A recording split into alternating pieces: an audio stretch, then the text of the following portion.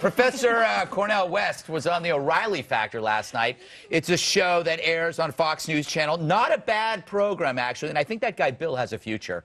On it, West said Mr. Herman Cain trivializes race. Hear this noise. Herman Cain, when he says racism is not leaving anybody back, as if indigenous peoples, as if the racist immigration laws for brown brothers and sisters, as if the stop and frisk policy in New York, 600,000 young people stopped, 83% black and brown, 2% arrested. That's just small examples that are chronic and still at work. So that in that sense, for you to say somehow that it's a personalizing allows both him but also you, Brother Bill, to trivialize the suffering that's out there. Yeah, so I totally get West. When you make race the basis of most of your public appearances, like West often does, then anyone who isn't doing the same thing is trivializing it. And that's why whenever Cain talks, steam billows from the ears of left-wing academics. Their reactions, not unlike the sound a robot makes when malfunctioning in a science fiction movie. Maybe to people who see everything through the prism of race, be they Al Sharpton or Mr. West, Mr. Cain poses a big threat. I don't know if Cain's saying race isn't a big deal. I just think he's saying there are way bigger deals to contend with, like jobs, the economy, and a country that's lost its way. Me, I think it's about results.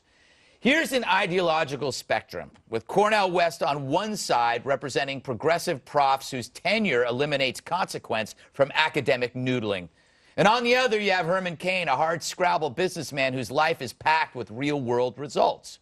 Who does America identify with more, be they black or white? That answer is what bugs West most. You know what? Right on. Right on, brother. And I'm going to tell you why I say right on. Why? Because West, Tavis Smiley, those guys are threatened by the success of Herman Cain. Yeah. And I think that they feel that anybody who doesn't buy into all the racism charges that they're constantly... You know what? In their world, President Obama doesn't exist. Remember, these are the same people who criticize Obama for not being sufficiently... So imagine the way they feel. And when Herman Cain says that he can win a third of the black vote, that blows them out. Oh, yeah. Because guess what? It is possible that a man from the South with real economic experience, a man who's a gospel singer or churchgoer, would appeal to black social conservatives. And there are a lot of black social conservatives, let me tell you. Yeah. Look at the poll numbers. That's all you got to do. Resonating. It doesn't matter. You should vote for him because of his experience, because of his passion for this country, what he's been able to achieve for himself, and the fact that he essentially eliminates race from the equation. It diminishes the power and it threatens people. I don't know that like you can West. eliminate. See, part of their complaint, I think, is that the Tea Party supports Herman Cain. And they don't like the idea that... They can't figure it out. Because they say the Tea Party's racist, so how can the Tea... They think that Herman Cain is being used as a token, but I think they're underestimating and insulting Herman Cain. I agree. What Kimberly was saying, this is a guy who has a lot of achievements. You know, Cornel West and Travis Smiley, look, they've done a lot for the movement, and I get where they're saying. Please, you're just trying to be nice. No, but Al, not the sharpest tool in the shed. Sharpton, if he doesn't have race, he got nothing. Yeah. I mean, he has nothing there. That's all he. You got a six-figure job on MSNBC because of creating a career about race. And he had the audacity to come out and criticize Cain for always bringing up race. I mean, Al Sharpton really did that, but I think, you know, when Sarah, it's unbelievable. But when Sarah Palin came out, the left reacted in a very similar way. And I wrote a column saying how deeply threatening, as you said, Juan, and you said, Greg, they were to the left because they looked at someone like Sarah Palin, a woman, and blacks and Hispanics and women have been a Democratic constituency, and the left needs them because they keep telling them, you need the government.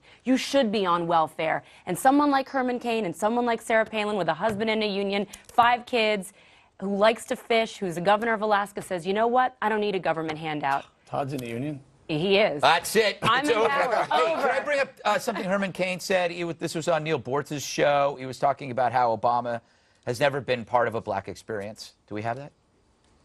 How would you fare on a stage, you and Barack Obama in a debate?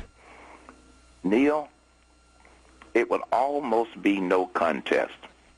I can talk about every issue 2 levels deep. Whether you're talking about the economy, job creation, I can even talk about foreign policy deeper than he can. Immigration, every issue, Neil. Oh, don't forget the black experience in America, which he's never been a part of. He's never been a part of the black experience in America. I can talk about that. Well, you know what? He better hope he doesn't have to talk about foreign policy, because Obama would smear the. Juan, do you think he can get some of the black vote, and if so, how much?